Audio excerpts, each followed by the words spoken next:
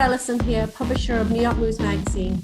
I'd like to thank you all for tuning in today. Part of that is our move to digital, and I hope you enjoy the team's efforts in our webcast today. And also don't forget to check out New York Moves magazine because we also went digital there too. We have tried to cover many topics that have given us the biggest feedback today, including climate change, women's rights and roles, and of course, the hottest of the lot, social media. So don't forget to post and be part of the conversation.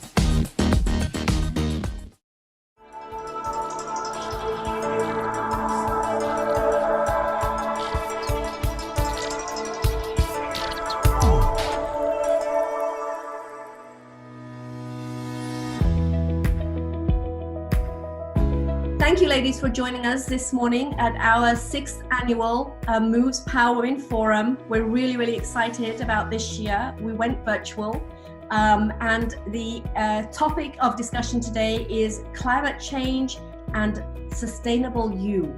Let's set the tone for the conversation. If you've reduced your carbon footprint and you've vowed to go greener, but does it work? Does it make a difference? Explore everyday personal climate change guidelines and why we should practice them for the sake of sustaining ourselves in the world. So Greta Thunberg, quote, "How dare you? What do you feel it is that climate change means to you?" First of all, Greta Thunberg is my hero. She's amazing. And, as I was listening to your question, it reminds me of, just this idea of does a person matter? Does our vote matter? And I think it absolutely does. And the moment that any one person believes that their individual actions don't matter, I think the whole system falls apart. I tend to see firsthand in my life that my simple actions, like replacing, a plastic water bottle with an aluminum one years and years ago, has impacted hundreds of friends to do the same. And that means that they've impacted hundreds of friends. So much of that action starts with your actions. And then the next level is it starts with you as a consumer. What are you purchasing? What are you not purchasing? And what are the brands that you're buying from? We have a responsibility. We're given, sort of like our bodies, we're given one earth. And how we maintain that, how we take care of that, is the same kind of philosophy, I think, of how we can take care of our own selves. But that's going to take a lot of commitment and a lot of work. And I think everybody's in. It's got to be an all-in type of piece. And to your point, Courtney, nothing is too small. Nobody's voice is too quiet to make a difference. And I think it is an individual responsibility. It has to start with you. And I think that it does make a difference. And I think we've seen that in our current situation. If everybody does their thing, it really affects everyone else. Our workplace that maybe has 7 people or 2,000 people, if you bring in your attitude of climate change and sustainability and doing things like changing from the plastic bottle to a glass or aluminum or something else, that affects everybody else. So I think it's very important, and one person can make a difference. And I think we've seen that through history, and that's kind of what I try and do is what's the best that I can do to show others. How do you feel that it is possible to get into the mindsets of every person to help them understand that you can make a difference, but it's got to come from you? I traveled about 95% of my time before COVID. This is the longest I haven't been on a plane since 2010. I think the sort of staying in place and quarantine thing has been a huge awakening for even environmentalists like myself. I think that there is this process of re-engineering both individually and collectively on how we approach things, how we embrace things, and how we commit to changing things. We do need to start with education, and it has to be on an individual basis as well. But I also think that we can't let the fear overrun our lives. And I think we have to continue to live and bring what we've learned, that there is an opportunity to, wash your hands, be socially sensitive, wear your mask, but to the extent that can't stop our living. And I'm in the tourism industry. So we've taken a hard hit with tourism and agriculture. However, I think on the agriculture side of things, people are looking for the more local product, and they've rediscovered the value that's in their backyard. They've rediscovered the farms. They've rediscovered fresh product. They've rediscovered that they can go 5 minutes down the road and have this valuable resource of food available to them. So in that respect, I think people are discovering local and what local has to offer. And in that, then you have a safer environment. So it is, I think, starts out individually. I think you have to do the sensible things that we've learned about, but I think you have to do it without letting that fear take over your life so that you can continue forward. What is it that is going to make industry realize that they have to step up? And at what cost is it going to take for industry to realize that they've got to step up? But I think that the education that we're now, that not so much that we're allowing, but that students are seeking by their voices to say, this is really important to me, and this is going to be able to make a change and a big difference. They're the next succession to whatever industry. It starts with leadership, and it starts with policy. And we've not had that. We did have it, and now we've lost it. But I think it's the youth that is going to be our hope. I think that as they rise up in the corporate market, they're bringing that commitment to sustainability and the environment with them. And they bring that knowing that they're the ones that are going to make the change. It's such an important issue with climate change that this is actually not affecting everyone evenly. It's affecting poor people on a way greater scale. And this sort of idea of like intersectional environmentalism is something that's coming to the light with the Black Lives Matter movement. And unfortunately, I think that's just the sort of sad story with climate change, because it's this slow death. That until there's something as extreme as, you can no longer drink your local water supply, either it's poisoned or you've run out of it, or you can no longer breathe the air in your city without putting a mask on. I hope it doesn't get to that point, but I feel like it's in some ways it has to ever see actual change on a mass adoption. So the Lund University study concluded that having fewer children is the best way to contribute to climate change. And I know we all have a thought on that. That's a loaded question. Yeah. I don't know that I agree with it. I think that as you look around, I know the population is growing, but I think too that if you look at some of the countries that have limited child growth, it creates other problems. And I don't know. I don't think that that's an answer. I think that there's other things that can be done, and that, raising a family and having children is a personal decision. And I don't think that's one that should be regulated. So in the amendments, it's taking your rights away to freedom and liberty to do what you feel is right. And granted that, go ahead. Yeah, I think in a lot of cases, yes. So I think it goes back to the Greta comment of, shame on you. Or shame on, however, shame on you, shame on us. We have a great opportunity. And part of where our responsibility comes from is to continue in a very persistent, very directed, very focused way these conversations and match the conversations to help to change the narrative, match the conversations to help to change the actions. The window of opportunity is there. What we as a individual or collectively do with that, if we miss this opportunity, shame on us. Courtney, would you like to add anything to my comment about how would you feel if you were told, hey, you're only allowed to have 2 children? Great. No one should have more than 2 children. So if there was one change you'd like to see where climate can impact and make a difference? For me, it would be food systems. I think the plant-based movement can do a lot more for a person's psyche to change the world than just, lowering carbon emissions.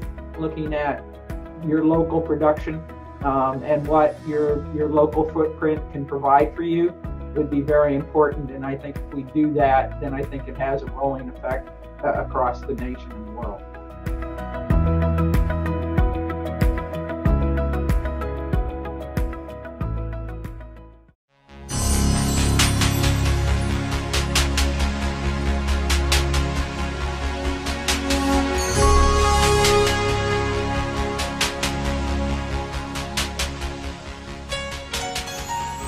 Brigadier General Paula Lodi, and it's an honor to be recognized by New York Moves magazine and its Mentor Award, and to represent the United States Army and Army medicine in this recognition. And I'm very honored to receive this Moves Mentor Award. I think empowering the next generation of youth is super important, and I've learned so much from them as well. I'm truly honored and humbled by this award. Thank you to Moves for the great opportunity. It's up to all of us to identify where we want to be and make the commitment to get there. Thank you for this amazing award. I will cherish it.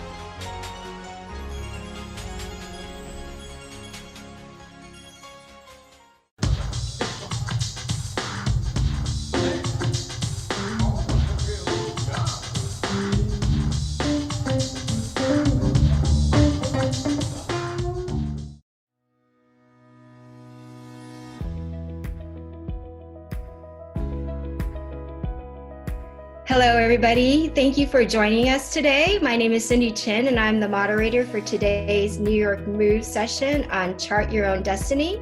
There have been more than 500,000 applications for employer identification numbers since mid-March, according to the Census Bureau.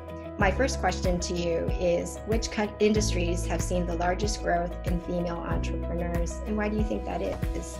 For us, where we've seen a lot of growth in female entrepreneurs is what I would call manufacturing field, but with very innovative products. So we see women, we have a woman-owned company that just started. They are producing alternatives to plastic straws.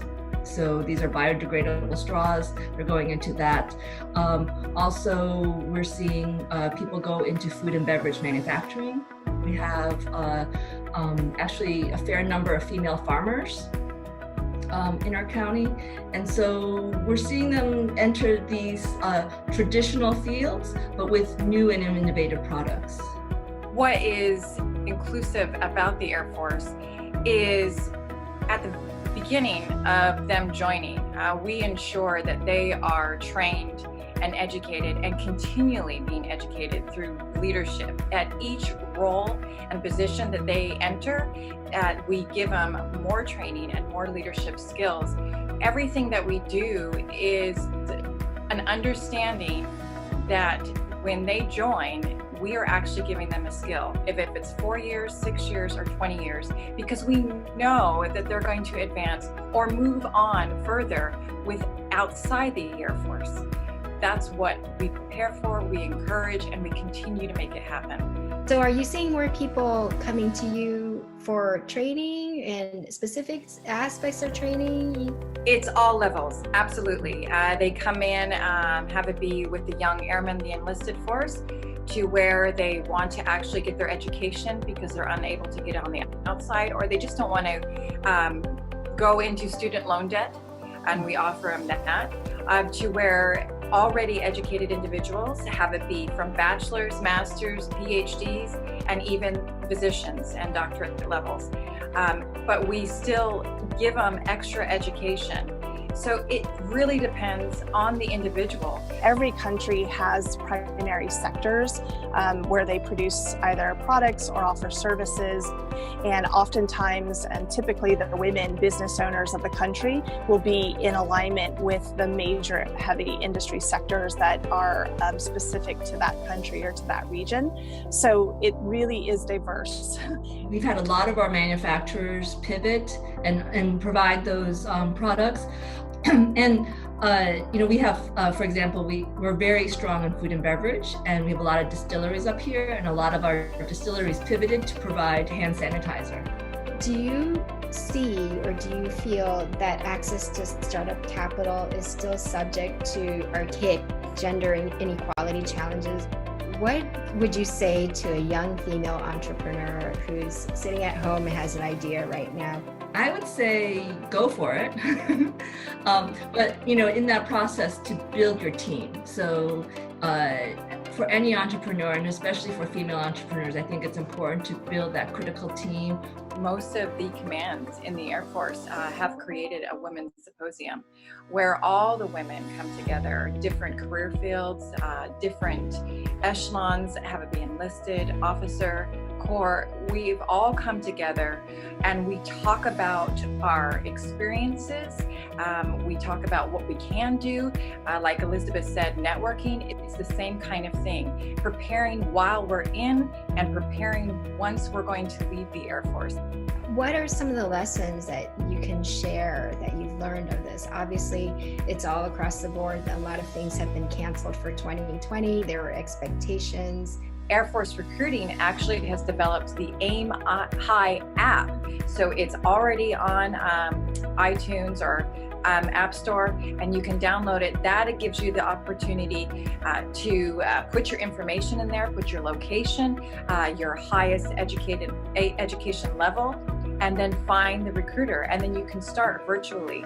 We surveyed the women business owners in our entire network, and there was some really interesting findings. Yes, the great majority of them, 89% of them, had been negatively impacted by COVID, but I would say that over half of them have found ways to pivot. Women, who represent half the world population, they have a third of the world's businesses. They make almost all the consumer purchasing decisions or influence them. And so it's crazy to have women representing only 1% of the global spend by large organizations, corporations, or governments with women. I do actually think if you have the means, this is a great time to start a business. Out of challenges, there's always opportunity. And those businesses that are able to be creative, that are able to be agile, and be able to solve a problem. This is a real good time to be entering that. Albeit there is a little bit more risk, but being an entrepreneur is without risk. I do think it's a very opportune time, and it is a good time of opportunity to kind of restructure the system to be more inclusive.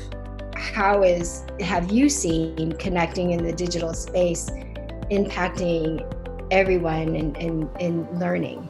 Easy, it might be there were several companies in the past that said we can't work remotely, work remotely, and this really tested that, and a lot of companies found that they could work remotely. During this time, it has allowed us and it showed us that we all have the capability, we all have the computers, have it be on the iPhones, iPads, and the laptops that we are already given. We have the technology to do it, and now that we are doing it, we're seeing that it is definitely possible.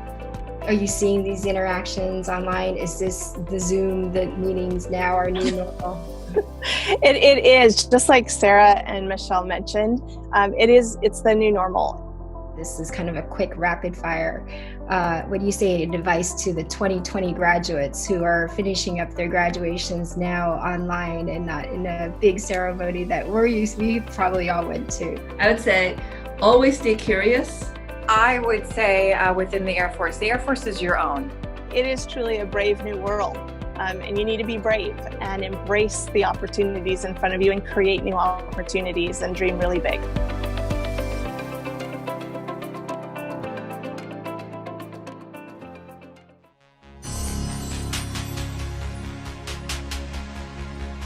First off, thank you so much to New York Moves for nominating me for this incredible award. I'm so honored to be recognized and to be in such great company with the other honorees.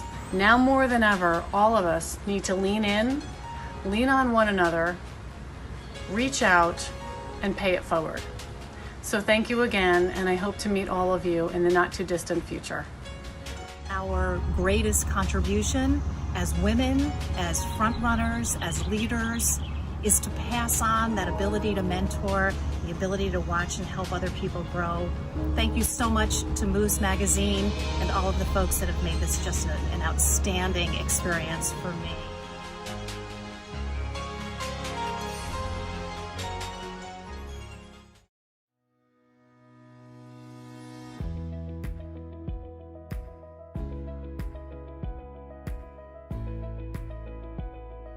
I always encourage people to find their passion and chase their dreams.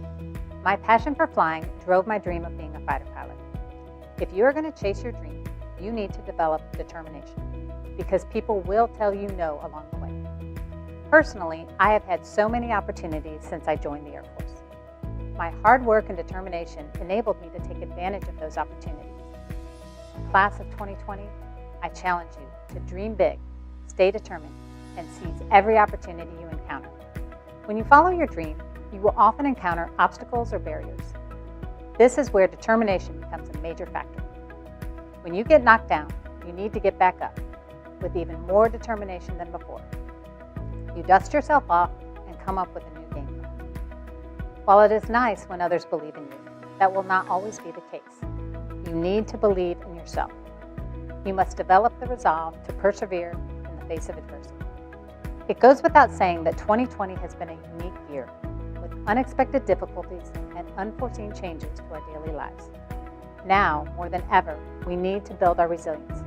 We need to be strong in the face of adversity. In difficult situations, sometimes it helps to focus your energy on your sphere of influence. For the pandemic, you can stay socially connected while ensuring physical distancing. For the unrest in our society, you can focus on treating others with dignity and respect, and valuing equality and inclusion while helping our society change. The diversity of our people, with different backgrounds and different perspectives, is what makes our nation great. When we have an inclusive society, that diversity becomes a powerful strength.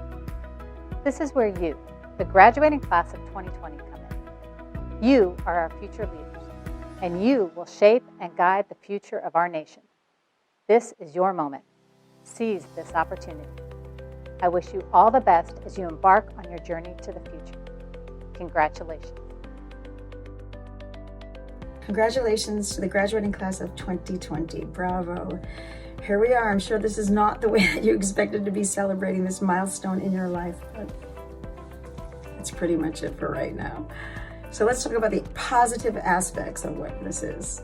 First, you've been given a great opportunity to pause and reflect. The future is now yours. So make sure you have a voice in it. Get out there, register, and vote. Second, be brave, be bold, be inspired, be inspiring to others. Be kind, be generous, and have fun. Because I can promise you that at 67, it goes by in the blink of an eye. So once again, congratulations to the graduating class of 2020. Have a great time. Enjoy this moment because you deserve it. Hi, it's Patricia Clarkson. Congrats to the graduates of 2020, all of you here today. Okay, we're in the middle of a pandemic, but we're also in the middle of what could be the most extraordinary moment in our country. We are a country that might finally be on the road to becoming a more perfect union. We are a country on the verge of true equality and justice for all. But I believe the only way we can finally get there is you. You are the people who can make this country what it should have always been. You, your generation, can bring this country to the promised land. You're smarter than any of us. You're cooler than any of us. I want to be you when I grow up. I believe, I put my trust and my faith in you. You could be possibly the next greatest generation. I wish you luck. I wish you love. Stay kind, stay wise, and always, always have strong opinions. Take care. The core of her is the Air Force. The Air Force was welcoming and amazing. It was important for Bree to go up in the F-16 and discover who Carol Danvers is. It's gonna be fun. It's a great honor for the men and women of the 57th Wing to be able to share this thing that is the Air Force. You're so cool. Here we go. Doing good back there? Beautiful. That spirit of her, that sense of humor mixed with total capability and whatever challenge comes her way is really what Air Force pilots are like. You know how to fly this thing? Yes.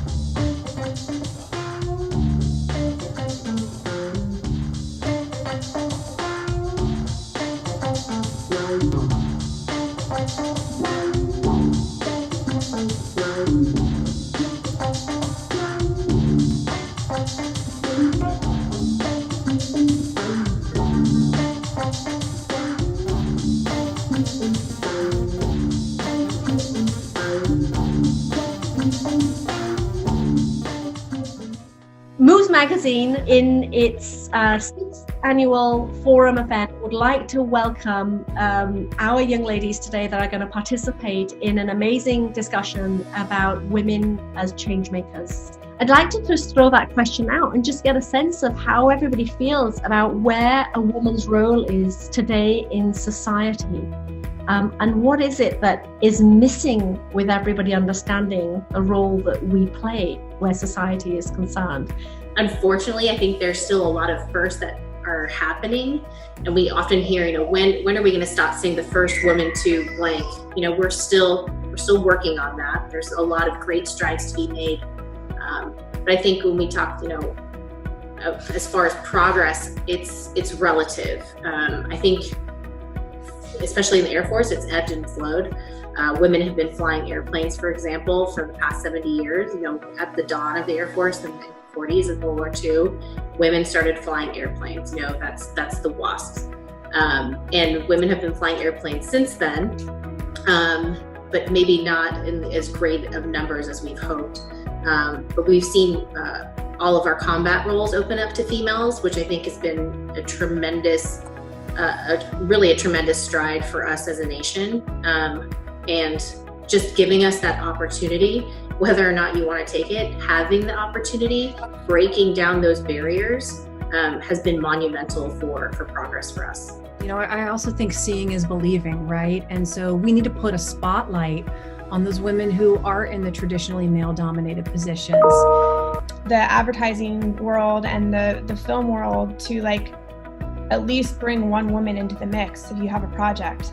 Let women have a chance. This younger generation has such a clear way of dismantling the general pronouns that we all use to even speak to one another, that I think that they just have a different version of equality and being individuals that I think we've even all been granted the privilege to grow up in. We can push as much as we want, but I feel like everything happens through education and through people honestly at the top, standing up and speaking up for one another. And that's really when I think we'll see progress. Is the idea of patriarchy so overwhelmingly ingrained in our society that only radical action will change the status quo? Representation matters. It's my favorite hashtag. Because it's true. People need to see success in themselves through others. So for me, I work for Major General Leavitt. She's the first female fighter pilot. In the 90s was the first time we allowed women to fly combat aircraft. I saw her 16 years ago as a lieutenant, and she was a lieutenant colonel with children. I had never seen a female fighter pilot before, and I'd never seen one that was a mom. I didn't even know that was possible. Being a woman of color and knowing that I'm really a dime a dozen in my industry, especially on an executive producer level. And, that's really infuriating and it's really frustrating because I never get you rarely get to go in a room and feel that sense of support because you're the only person there. And I think in the larger scope of how it feels as a woman, it's really intimidating because the structure of society is built within a male gaze. You have to get that image out there to be hey, if you have this dream, it is possible, and they have to see it, especially in this age of technology. If they don't see it, they don't believe it, right? And then going back, we also need, and I think Lisa touched on this briefly, is we also do need those male advocates. We can stomp our feet all we want to, but that male advocate is equally as important because it is about inclusion too, right? It's not just about diversity. The inclusion part is very, very important. How do we fundamentally shift our culture so that we all collectively can work and grow together? So there's quite a few things that we can do. I'm really glad that the efforts that we are having in the Air Force are leading towards that better solution. There's a tendency for people to think that maybe the military is behind, but I actually do think that we're very progressive and aggressive in the stances that we take to progress our women and our minorities. It's being a woman is one thing, but then being a pregnant woman or a single mom is this totally other thing. And that's what really has to change about society. trust that there's room for all of us. I mean, there's room for all those men. Why not like for all these women? How can we be better at making young female women aware of this? How do we get to market and make that a movement in our lives? Mentoring young women, I mean, and bringing them along with the journey. You know, I really try to make sure that, you know, the females are in the room with me, in the important meetings, in the conversations, giving them the visibility so that their ideas are heard, that their names are getting known, that they are working their way up in credibility, and that their voice matters. And then there's also like huge opportunities in STEM and robotics that, you know, traditionally, like we thought these were, you know, male boy roles, but we really have to, again, break down those barriers, break down what we identify as traditional gender roles, and provide those opportunities to all of our children equally, and like empower them to understand what equality and equity is.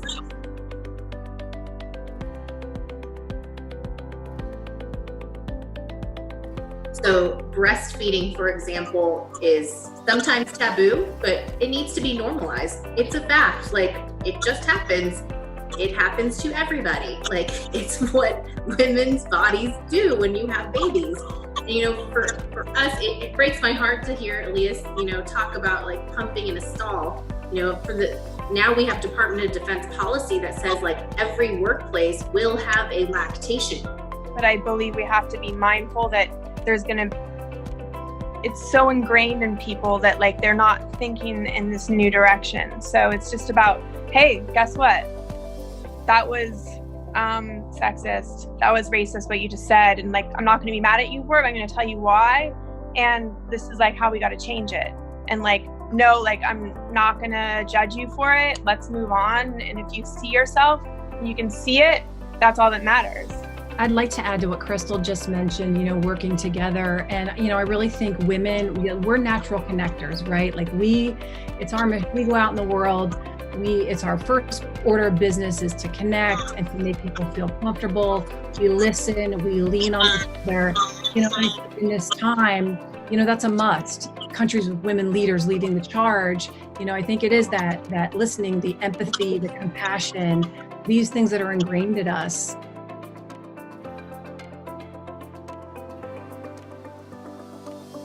Not just using your voice to speak up for yourself, but to like call people out that are doing things that are wrong. Like if we can actually like correct each other in like a compassionate way, we can see real change. Advocacy. Madeleine Albright had a quote. I'm probably gonna butcher it, but it has to do. She said, "It took a long time to find my voice, but once I found it, I used it."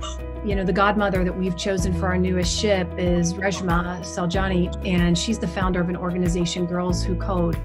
And I really love the powerful messaging that she has around brave, not perfect.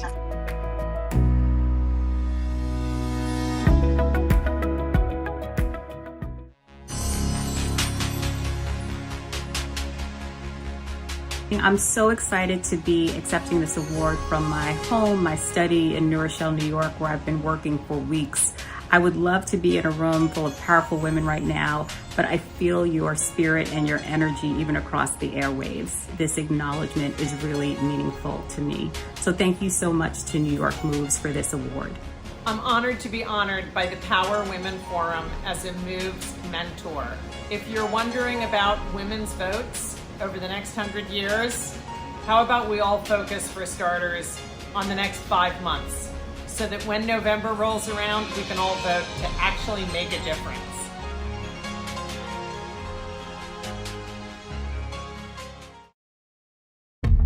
Eight seconds to you.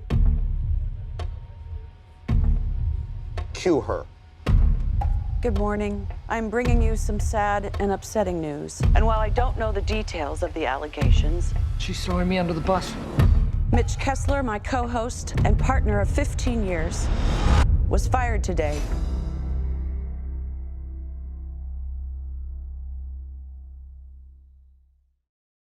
So I just wanted to remind myself of the positive, pure definition of power, and like a good Oxford girl that I am, I consulted my Oxford English dictionary, and I just wanted to remind us all, power, the capacity or ability to direct or influence the behavior of others or the course of events.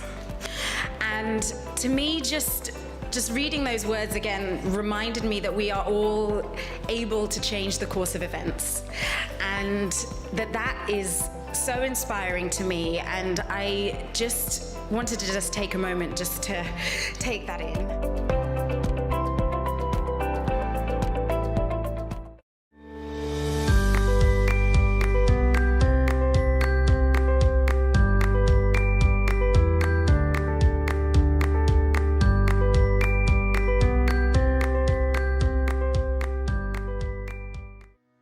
Hello, everyone. Welcome to the 6th Annual Moves Forum. The first forum was launched with Ashley Judd and CNN, and I'm excited to see how everything has evolved. Today, regarding social media, gods or monsters, do you believe that there needs to be more monitoring of social media? Or do you think that that infringes on our First Amendment rights?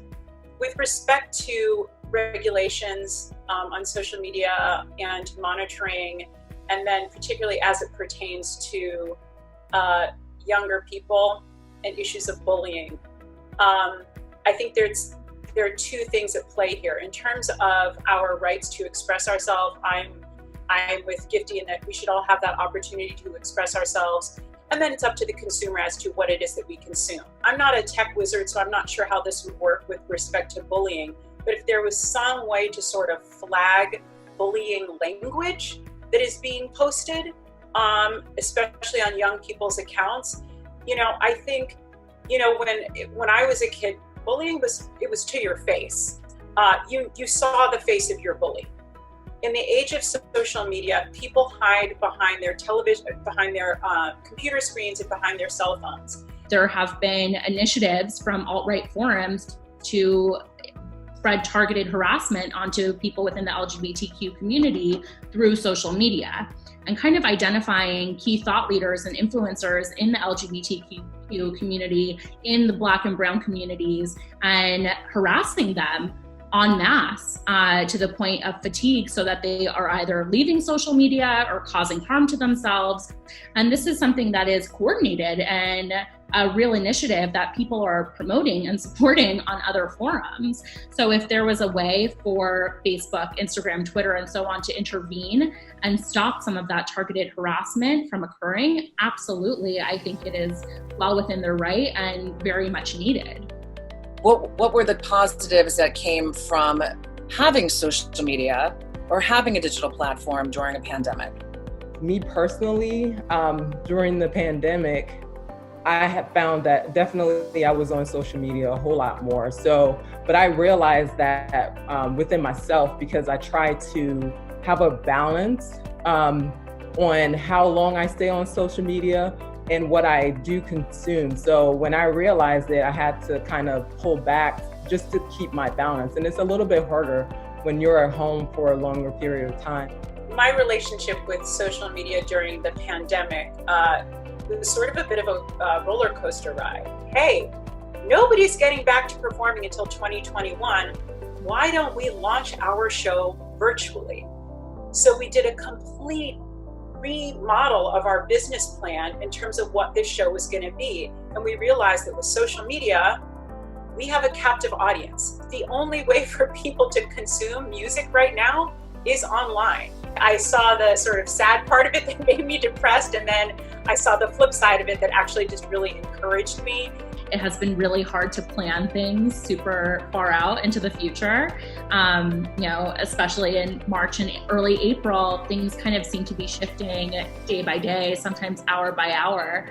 And on a personal level, with how I use social media as an individual and as a content creator and influencer, it actually felt really empowering to be able to communicate with my audience and share information and help educate my audience on some of the new topics and things that we were facing, whether it was understanding epidemiology or understanding the proper way to socially distance, and being able to engage in conversations like that, as well as fundraising. Do you all feel a responsibility being, I would consider all of you influencers in our community, do you feel a responsibility to have either political views, current views posted on your social media? Are there times where you feel like you need to step back, or are there times where you really feel like your voice needs to be heard? I absolutely think it's a responsibility. I think that having a platform is a privilege, and when you have privilege, you should spend it. In terms of other brands and how they've been posting and what they've been posting, I will say this, and I had this conversation with my brother just a couple nights ago. I really appreciate that a lot of brands and companies are coming out and sort of posting things about Black Lives Matter. They did the Blackout Tuesday, and then they were posting about Juneteenth. I appreciate that now. My hope is that this is not just a social media trend, because I will tell you, these brands, these companies that are posting now, it's great. But where were you before this? Where were you 3 weeks ago? And will you still be preaching the same message and delivering this in your actions moving forward? And so I want to see if these companies will do more beyond just a token social media post. That's what I'm looking for, to be perfectly blunt. One of the really amazing initiatives that has come out of this in the last few weeks was one called Pull Up or Shut Up, which was spearheaded by Jackie Aina, who is a Black influencer. She's a beauty influencer. And it was, okay, you've made your statement about BLM, thank you. Now can you please offer some transparency about your hiring practices, and if there are people of color, whether they're Black, Indigenous, Hispanic, and so on in your organizations. Whether you're Black, whether you're white, you have to figure out what your role is in order to move the conversation forward to get to the end goal. So my role, what I've been doing personally, just kind of educating and having those conversations, because a lot of times if you don't have the conversations, you don't really know what's out there. You're not able to change people's point of view or just give them a different perspective. Gifty, I have to say, I really applaud that you're doing that, and I'm with you in terms of being in that place where you're tired and you're exhausted yourself, but if you do have a very diverse group of friends and colleagues, you find yourself surrounded by people who simply just don't have the information or have not been given the sort of just life perspective. I think it's incredibly important that we're also mindful of what we're sharing. A lot of what our awareness has come from has been the viral videos and sharing those videos. And it's really important to not just share the content blindly, not thinking about how that's going to impact people who are seeing it. And how it's contributing to this exhaustion and constant triggering and re-traumatization and PTSD that a lot of Black and other people of color are experiencing. So back to our topic of social media being a god or monster, if I may, I'm hearing more that this is in a godlike realm than a monster. It might have been previously viewed as a monster, more on the superficial realm. And I feel, from what I'm hearing in our conversation today, that due to a virus and a pandemic and having a captive audience, people are waking up.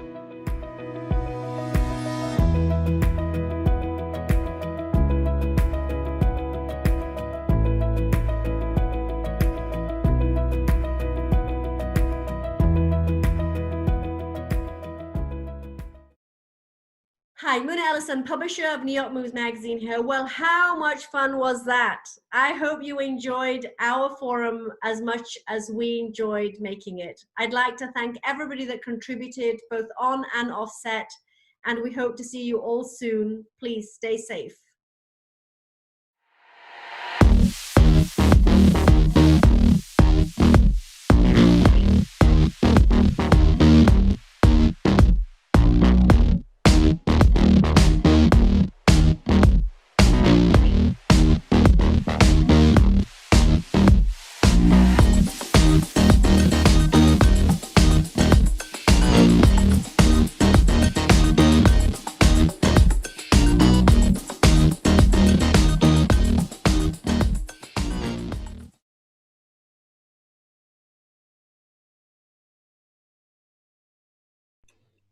Hello. Welcome to the 6th Annual Moves Forum. Take 2. I need a slate. I'm just kidding. Muna, don't be in a fight with me. Okay. All right. I'm glad we're live. We're not live. Okay. Good afternoon. Thank you for what? Wow. Okay. I'm not new here, kids. I'm just, we're getting this together. Okay. I just want to make sure that I have all your name pronunciations correct. So, Sarah, I think I can get you. Oh my gosh. I think. So sorry for keeping everybody. Maybe closer or tilted a little bit so you have less head, you have less space at the top.